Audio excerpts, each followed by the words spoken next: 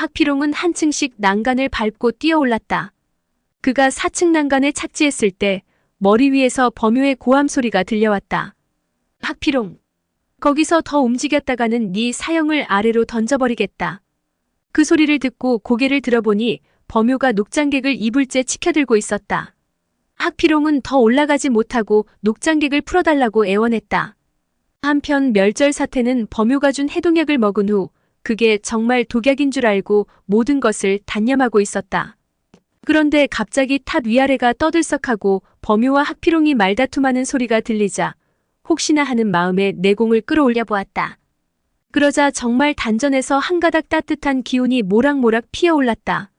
멸절사태는 조민이 대웅전에 나와서 무공을 겨루라는 명을 거부하고 스스로 단식에 들어간 지 벌써 7일째였다. 그 덕에 텅 빈 위장으로 들어간 해독약은 신속하게 혈관을 따라 퍼졌다. 그 결과 포로들 가운데 누구보다 빠른 속도로 회복되었다. 그녀의 공력은 소림 장문인 공문신승에 비해 조금 모자랄 뿐 송원교나 하태충 같은 사람들보다는 한 수 위였다. 멸절사태는 운기 행공을 한 지 불과 반 시즌 만에 본래 가진 공력의 절반 남짓을 회복했다. 내공이 회복됨에 따라 청력도 좋아졌다. 그녀가 부지런히 운기 행공에 박차를 가하고 있을 때 벼랑간 학피롱이 탑 아래쪽 난간 복도에서 범효에게 통사정하는 소리가 들려왔다. 당신 옛 애인 멸절사태를 구출하든 따님 주낭자를 구출하든 당신 좋을 대로 하면 그만 아니오. 내 맹세코 절대로 막지 않으리다. 그 말을 듣는 순간 멸절사태는 운기 행공을 멈추고 벌떡 일어나 방문을 활짝 열고 난간 곁으로 걸어갔다. 그러고는 4층 난간 쪽에서 머리통을 내밀고 올려다보던 학피롱을 향해 불같이 화를 내며 호통쳤다. 이런 육실할 놈의 영감탱이가 뭐라 짓거리는 것이냐? 어디서 함부로 터무니없는 소리를 짓거리는 거야? 느닷없이 불호령을 들은 학피롱이 멸절사태를 보자 도리어 애걸복걸하며 빌었다. 사태님, 제발 저 옛 애인 되시는 고대사님 좀 말려주오. 우리 사형을 풀어주면 내가 장담하건대 당신네 일가족 3분이 이곳을 무사히 떠날 수 있도록 도와드리겠소. 멸절사태는 학피롱의 말을 듣고 분노에 치를 떨었다. 옆에서 지켜보고 있던 범효는 비록 위험에 처한 상황임에도 불구하고 이들 두 사람의 대화가 너무 웃겨 견딜 수가 없었다. 범효는 오히려 한술 더 떠서 멸절사태를 놀렸다. 사태님, 저 늙은이가 지금 당신더러 내 옛 애인이라는 거요? 거기다 주낭자는 나하고 당신하고 배가 맞아서 낳은 사생아라는 말이오. 그러면서 껄껄대고 웃는 범효를 쳐다보는 멸절사태의 얼굴은 분노에 일그러져 악귀를 연상시킬 만큼 무시무시하게 변해갔다. 멸절사태는 학피롱에게 손가락질하면서 당장 올라오라고 고래고래 소리쳤다. 그 무렵 보탑 아래쪽에서 함성이 크게 일더니 수많은 인파가 이리저리 몰리며 일대 혼란이 일었다. 범효는 결국 마지막 순간이 왔구나 싶어 황급히 난간 아래쪽을 내려다보았다. 사방이 대낮같이 밝은 횃불 속에 그림자 하나가 동해 번쩍 서해 번쩍하며 왕보보의 호위무사들을 휘젓고 다니는 모습이 보였다. 그림자의 정체는 다름 아닌 명교교주 장무기였다. 보탑 가까이 접근한 장무기는 오검금강에게 포위당해 공격받고 있는 위일소를 발견했다. 그는 즉시 위일소가 싸우고 있는 곳으로 몸을 날려 오검금강의 포위망을 뚫어버리고 위일소 곁으로 다가섰다. 위일소가 반가워하며 장무기에게 말했다. 제가 지금 여양왕 부중으로 가서 저택에 불을 지르겠습니다. 장무기는 얼른 그 말뜻을 알아듣고 고개를 끄덕였다. 교주의 허락을 받은 위일소는 즉시 번개 같은 경공신법으로 맞은편 담장을 넘어 사라졌다. 주변 정세를 살펴본 장무기는 내공을 실어 보탑 위를 향해 외쳤다. 범우사, 어떻게 되었습니까? 그러자 범효도 고함쳐 상황을 일러주었다. 불길이 너무 거세서 빠져나갈 수 없습니다. 이때 라마승 14시 우르르 달려와 장무기를 포위했다. 장무기는 포위망 너머에 있는 한 사람을 발견했다. 머리에 황금관을 쓴 젊은이였다. 그는 아마도 저 젊은이가 여양왕의 아들 쿠쿠테무르일 것이라고 짐작했다. 지금 중요한 것은 탑 안에 갇힌 사람들을 구하는 것이지 싸워 이기는 것이 아니었다. 장무기는 왕보보를 인질로 잡아 보탑에 붙은 불을 끄게 만드는 게 최선이라는 생각이 들었다. 결단을 내린 장무기는 최대한 내력을 끌어올려 몸을 날렸다. 싸우는 것이라면 합격진이 위력을 발휘하겠지만 단순히 포위망을 벗어나는 것이라면 개인 간 실력 차이가 큰 만큼 라마승들이 장무기의 속도를 따라잡지 못했다. 장무기는 라마승들의 포위망을 빠져나가 곧바로 왕보보가 탄 말머리 앞에 덮쳐들었다. 그때 갑자기 왼쪽에서 누군가 일검을 찔러들었다. 칼날이 미쳐 닿기도 전에 싸늘한 기운이 먼저 온몸을 엄습했다. 장무기는 엉겁결에 후딱 한 걸음 물러서서 기습한 사람을 보니 바로 조민이었다.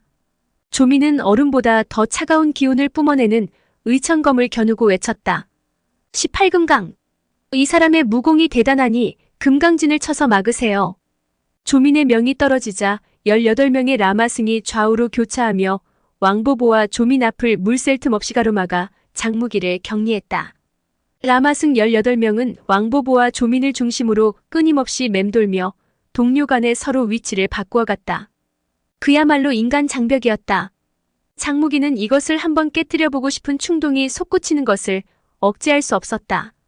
바로 그때 꽝 하는 굉음이 울리더니 보탑 위에서 커다란 기둥 하나가 불붙은 채 거꾸로 떨어져 내렸다. 장무기가 놀라 얼른 올려다보니 불길은 이미 7층까지 옮겨붙어 무서운 기세로 번져가고 있었다. 그런데 그 뜨거운 화염지옥 한복판에서 두 사람이 생사를 도외시한 채 격렬하게 싸우고 있는 모습이 보였다. 바로 멸절사태와 학피롱이었다. 10층 난간에는 6대 문파 고수들이 우글거렸는데 보아하니 완전히 무공을 회복한 것 같지는 않았다. 더구나 보탑 10층은 지상에서 어림잡아 100척이나 되는 까마득한 높이였다. 제 아무리 뛰어난 경공술과 내력을 지니고 있더라도 저 높이에서 뛰어내렸다가는 죽음을 면치 못할 터였다. 장무기는 고민했다. 지금 라마승들과 싸워 금강진을 격파한다고 해도 보나마나 또 다른 호위 무사들이 떼지어 달려들 것이다. 결국 짧은 시간 안에 왕보보나 조민을 사로잡는 것은 거의 불가능에 가깝다.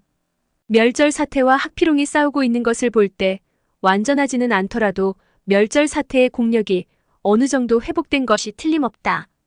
그렇다면 나머지 사람들도 지금쯤이면 어느 정도 내공을 회복했으리라. 생각을 마친 장무기는 즉시 만안사 보탑을 돌며 궁수들을 공격하기 시작했다.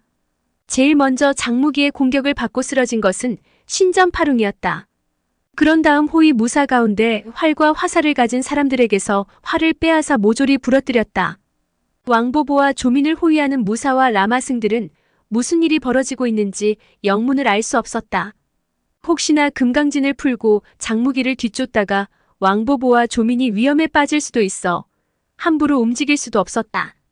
그렇게 고수들이 망설이는 동안 장무기는 삽시간에 보탑을 에워싸고 있던 궁수들을 모두 무력화시켰다. 그런 다음 탑 위의 사람들을 향해 장무기가 목청 높여 외쳤다.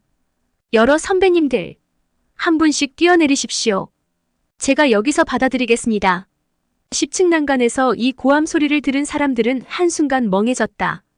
100척이나 되는 까마득한 높이에서 뛰어내리라니 그게 제정신으로 하는 말인가? 100척 높이에서 뛰어내리면 체중의 가속도가 붙어 그 중량이 얼마나 될지 모를 터였다.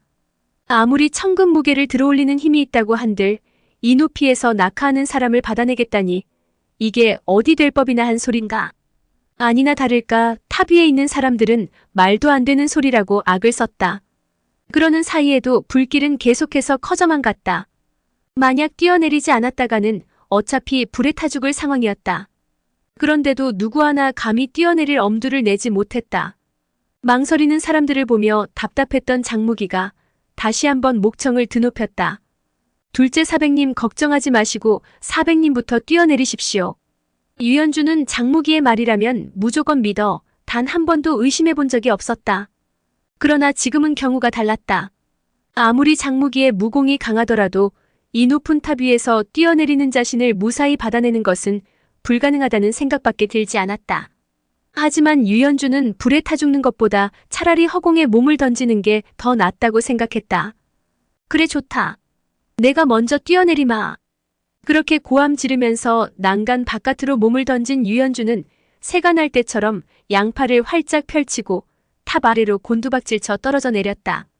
장무기는 보탑 아래에서 두 눈을 부릅뜬 채 거리와 방향을 가늠했다. 추락하는 유연주의 몸이 지상에서 어림잡아 5척 가까이 되었을 때 장무기는 양 손바닥을 번쩍 치켜들어 가볍게 후려쳤다. 그 쌍장에 실린 것은 다름 아닌 검곤대 나이 신공으로 받아들인 힘을 도로 밀어내는 것이었다. 무서운 속도로 떨어져 내리던 유연주는 밑에서 끌어당기는 중력과 더불어 좌에서 우로 끌어당기는 중력에 충돌하는 것 같은 느낌을 받았다. 마치 낙하하는 힘이 어느 순간 좌우로 흩어져 버리는 그런 느낌이었다. 검곤대 나이 신공의 힘에 부딪힌 유연주의 몸은 무게를 받지 않은 채 갑자기 수평으로 길게 뻗어 날아갔다. 이때쯤 유연주는 7알가량 공력을 회복한 상황이었다. 그는 땅에 곤두박질 치기 전에 공중 제비를 한 바퀴 돌아 안정된 자세로 사뿐히 지면을 딛고 내려섰다. 그와 동시에 근처에 있던 경비병을 후려쳐 쓰러뜨리고 칼을 뺏었다. 그러고는 타비를 향해 소리쳤다. 큰형님, 얼른 뛰어내리십시오. 그러자 타비에서 우레와 같은 환호성이 터져나왔다. 무당파 사람들이 서로 먼저 가라고 양보하고 있을 때 하태충과 반숙한 부부가 얼른 난간 밖으로 몸을 던졌다. 장무기는 추락하는 사람의 몸을 수평으로 이동시켜 한 사람씩 차례로 받아냈다. 탈출한 사람들은 지상에 내려서자마자 즉시 병기를 빼앗아 들고 장무기 주변을 경호했다. 그제야 지켜보던 왕보보와 조민도 일이 어떻게 돌아가는지 파악하고 무사들을 시켜 저지하려 했으나 이미 유연주와 하태충, 반숙한 같은 고수들이 장무기를 호위하는 터라 막을 수 없었다. 결국 탑 위에서 한 사람이 뛰어내릴 때마다 장무기에게는 협력자가 그만큼 늘어나는 셈이었다. 더구나 이 사람들은 조민의 관계에 걸려 중독된 채 끌려왔다. 그 후에는 탑에 갇힌 채 온갖 굴욕을 당한 데다 무공 대련에서 일방적으로 패하고 손가락을 끊긴 사람들이 한둘이 아니었다. 그런 사람들이 내공을 회복했으니 철창을 벗어난 맹수와 무엇이 다르겠는가? 6대 문파 고수들은 그동안 쌓여왔던 분노가 폭발했다. 잠깐 사이에 만안사 뒷뜰바닥에는 피투성이 시체가 질비하게 널렸다. 상황이 긴박하게 돌아가자 왕보보가 합총관에게 긴급 명령을 내렸다. 얼른 가서 내 친위병 비노대를 이끌고 오너라. 비노대는 마상에서 쇠뇌를 발사하는 기병 궁수대로 왕보보의 친위부대 가운데서도 최정예에 속하는 병력이었다. 합총관이 명을 받고 막 출발하려는 순간 동남쪽에서 불꽃이 치솟고 사람들의 아우성이 들려왔다. 대경실색한 합총관이 왕보보를 돌아보고 소리쳤다. 세자 저하, 왕부에 불이 났습니다. 빨리 왕부로 달려가서 전하를 보호하는 일이 더 시급합니다. 왕보보는 부왕의 안위가 걱정되어 더는 이곳에 있을 수 없었다. 마음이 다급해진 그는 거칠게 말굽비를 낚아채면서 조민을 향해 당부했다. 먼저 왕부로 돌아가야겠다. 아무쪼록 조심해서 이곳 일을 해결해라. 그러고는 조민의 대답도 듣지 않고 왕보보는 만안사를 빠져나갔다. 이렇듯 왕세자가 급히 떠나버리자 18금강 라마승들도 일제히 뒤따르고 호위 무사들의 인원수도 순식간에 절반으로 줄어들어 버렸다. 그러는 동안에도 계속해서 탑 위에서 고수들이 지상으로 내려오고 있었다. 그렇게 형세는 삽시간에 역전되고 말았다. 상황이 이리 되니 조민은 결단을 내릴 수밖에 없었다. 모두 만안사 밖으로 빠져나가자. 조민은 후퇴하는 중에 장무기 쪽을 돌아보고 외쳤다.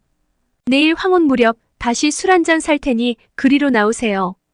영문을 모르는 장무기가 어리둥절한 기색으로 미처 대꾸하기도 전에 그녀는 빙글에 미소를 짓더니 만안사절간 뒷문으로 모습을 감추었다. 그때 보탑 위에서 주지학에게 어서 뛰어내리라고 재촉하는 범유의 목소리가 들려왔다. 하지만 주지학은 멸절 사태와 함께 갈 거라며 버티고 있었다. 멸절 사태와 학피롱은 격렬한 공방전을 주고받으면서 불길이 번져 오를 때마다 한층씩 위쪽으로 자리를 옮겨가던 끝에 드디어 10층까지 몰리고 나서도 여전히 싸움을 그치지 않았다. 악에 바칠 대로 바친 멸절 사태는 공력이 완전히 회복되지 않았으나 이미 생사를 도외시한 채 일방적으로 공격만 퍼부을 뿐 수비를 하지 않았다. 학피롱은 녹장객의 안위가 걱정스러워 집중을 제대로 하지 못하는 데다 장무기에게 얻어맞은 상처가 완치되지 못한 상태에서 조금 전까지 장무기가 만든 마취약에 중독되었다가 회복한 지 얼마 안 지난 터라 제 실력을 발휘하지 못했다. 따라서 이들 두 사람은 줄기차게 싸움을 계속하면서도 좀처럼 승부가 판가름 나지 않았다. 멸절 사태는 싸우는 중에도 범유의 말을 들었는지 주지학에게 어서 뛰어내리라고 소리쳤다.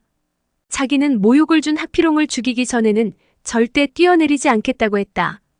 그 말을 듣고 학피롱은 좀 전에 자기가 한 말은 사실 범효가 한 말이라고 고함쳐 변명했다. 그러자 일방적으로 공격을 퍼붓던 멸절사태의 손길이 잠시 멈추더니 매서운 눈초리로 범효를 쏘아보며 이 말이 사실이냐고 물었다. 학피롱은 아주 짧은 순간이지만 멸절사태가 자신과 등지고 선 것을 분명히 보았다. 더구나 이 순간에 시꺼먼 연기가 올라와서 둘 사이를 뒤덮었다. 그야말로 암습을 가할 수 있는 절호의 기회였다. 학피롱은 자욱하게 가려진 연기 속에서 멸절사태의 등쪽 심장부를 향해 혼신의 기력을 다 쏟아 일격을 날렸다. 그 모습을 보고 범효와 주지학이 조심하라고 동시에 고함쳤다. 멸절사태는 본능적으로 몸을 돌려 일장을 맞받아쳤다. 그러나 한 손은 막았지만 학피롱의 나머지 한 손은 막지 못했다. 결국 학피롱 오른손에 실린 현명신장이 멸절사태의 등을 강타했다. 그러자 멸절사태가 휘청이며 앞으로 한두 걸음 내딛더니 그대로 넘어가려 했다. 그때 주지학이 달려와 멸절사태를 부축해 일으켰다. 그걸 보고 경노한 범효가 대가릴성을 터뜨리며 이불 보따리에 쌓인 녹장객과 한이의 시체를 난간 바깥으로 내던져버렸다. 혼비백산하도록 놀란 학피롱이 비명을 지르며 얼른 난간 바깥으로 몸을 내밀어 이불 보따리를 움켜잡았다. 그러나 그 순간 학피롱의 몸까지 이불과 함께 난간 바깥으로 딸려나가 추락하기 시작했다. 보탑 아래에서 장무기도 그 모습을 똑똑히 보았다. 장무기는 순간 심한 갈등에 휩싸였다. 현명이로는 장무기 입장에서 보면 철천지원수였다. 과연 그런 원수를 구해줘야 하는 것인가? 하지만 장무기는 끝내 외면하지 못하고 건곤대 나의 신공으로 이불을 붙잡고 떨어지는 학피롱까지 받아줬다. 지상에 무사히 착지한 학피롱은 장무기가 자기를 구해줬다는 사실에 머쓱해졌다. 그는 조용히 돌아서서 녹장객을 찾았다. 녹장객은 좀 전에 장무기의 장력에 이불 보따리가 찢어져 굴러나왔는데 하필이면 거기가 불구덩이 속이었다. 깜짝 놀란 학피롱이 목이 터져라 사형을 부르며 불 속으로 뛰어들어 녹장객을 안아들고 불길 속에서 뛰쳐나왔다. 그때 갑자기 뒤에서 유연주의 성난 목소리가 귀청을 때렸다. 내 일장부터 받아라. 학피롱이 황급히 피하려고 했으나 유연주의 공격이 여간 날카로운 것이 아니었다. 일장을 얻어맞는 순간 학피롱은 어깨가 으스러지는 것 같은 극심한 고통을 느꼈다. 하지만 사형의 목숨을 구해야 한다는 생각에 고통을 참으며 녹장객을 껴안고 황급히 몸을 날려 담장 위로 솟구쳐 올라섰다. 유연주가 뒤쫓으려 하는 그때 보탑 위에서 또 불붙은 나무 기둥 하나가 거꾸로 떨어져 내려 죽은 한이의 시신을 덮쳤다. 사람들이 위를 쳐다보고 빨리 뛰어내리라고 고함쳤다. 그 소리에 호응하듯 범효가 난간 바깥으로 뛰어내렸다. 장무기는 기다렸다는 듯이 손바닥을 휘둘러 추락하는 범효를 다시 밀어올린 다음 거뜬히 땅에 내려서게 했다. 그때 10층 탑 위에서 멸절사태가 주지학을 껴안고 난간 아래로 몸을 던졌다. 그러나 지면에서 10여 척쯤 떨어진 높이까지 내려왔을 때 멸절사태는 양팔의 공력을 집중시켜 주지학을 위로 번쩍 던져 올렸다. 그리 되니 주지학은 고작 10여 척 높이에서 떨어져 내리는 형국이 되어 무사히 안착할 수 있었다. 멸절사태는 제자를 떠받들어 올린 힘의 반작용으로 추락하는 기세가 더욱더 빨라졌다. 장무기는 재빨리 그런 멸절사태 앞으로 달려가 건곤대 나의 신공으로 받아내려 했다. 그러나 멸절사태는 이미 죽을 뜻을 굳히고 있었던 터라 명교의 은혜는 조금이라도 지고 싶지 않았다. 장무기가 쌍장을 후려쳐 멸절사태의 몸을 밀어내려고 할 때 그녀는 온몸에 남아있던 기력을 모조리 손바닥에 쏟아붓고 아래를 향해 쌍장을 날렸다. 그러자 쌍방이 혼신의 공력을 얹은 두 손바닥이 마주치면서 펑 하는 소리가 울렸다. 장무기가 쳐올린 장력은 상대방의 반격에 떠밀려 빗나가고 이어 땅바닥으로 떨어져 내린 멸절사태의 척추가 뿌지직하는 소리와 함께 부러져 나갔다. 장무기 역시 무사하지 못했다. 멸절사태가 날린 장력에는 그녀의 내공뿐 아니라 추락하면서 얻은 가속도까지 있었기에 그 충격이 엄청났다. 장무기는 가슴속 기혈이 뒤집히는 큰 충격을 받고 몇 걸음 밀려나고서야 가까스로 중심을 잡고 설 수 있었다. 주지학이 달려와 멸절사태를 끌어안고 통곡하기 시작했다. 뒤이어 아미파 제자들이 우르르 몰려와 멸절 사태를 애워쌌다. 그 모습을 보고 장무기는 왜 멸절 사태가 자기를 공격했는지 도무지 이해할 수 없었다. 그것만 아니었다면 멸절 사태가 이 자리에서 목숨을 잃지는 않았을 텐데. 멸절 사태는 모든 제자가 들으라는 듯 가쁜 숨을 몰아쉬며 이제부터 주지학이 아미파의 장문이라고 선언했다. 그리고 부탁한 일들을 꼭 해내라고 당부했다. 주지학이 울음 섞인 목소리로 걱정하지 말라고 답하니 멸절 사태의 입가에 희미한 미소가 서렸다. 장무기가 걸어와 멸절 사태의 맥을 잡으려고 했다. 그때 늘어져 있던 멸절 사태의 손이 맥을 짚으려던 장무기의 팔목을 단단히 움켜쥐었다. 그러고는 남은 기력을 전부 토해내듯 말했다. 이 마교놈아, 내 사랑하는 제자 지학의 순결을 더럽히는 날엔 내가 죽어 귀신이 되어서라도 내 놈을 용서하지 않을 테다. 그 말을 끝으로 멸절 사태는 두 눈을 부릅뜬 채 숨을 거두고 말았다. 그러나 팔목을 움켜쥔 5손가락은 여전히 풀리지 않았다. 이내 장무기의 팔목에서 피가 배어나왔다. 장무기는 팔목을 움켜잡힌 채로 멸절 사태의 시신을 껴안고 일어섰다. 우리 모두 떠납시다. 곧 여양왕의 대부대가 다시 들이닥칠 것이오. 주지학이 다가오더니 말없이 장무기의 팔뚝에서 스승의 손가락을 하나씩 풀어 떼어내고 시신을 넘겨받았다. 그러고는 장무기 쪽에 눈길 한번 던지지 않고서 곧바로 절간 바깥으로 걸어나갔다. 그 뒤를 다른 아미파 제자들이 줄지어 따라 나섰다. 장무기는 건곤대 나이 신공으로 6대 문파 고수들을 탑 아래로 받아낸다고 내력을 거의 소진했다. 거기다 멸절 사태의 일장에 충격을 받아 제대로 걷기도 힘들었다. 막성곡이 그 기미를 눈치채고 말없이 장무기를 안아 일으켜 등에 업고서 사람들과 함께 만안사를 빠져나갔다. 오늘의 영상은 여기까지입니다. 영상이 도움이 되셨다면 구독과 좋아요, 알람 설정 부탁드립니다. 시청해주셔서 감사합니다.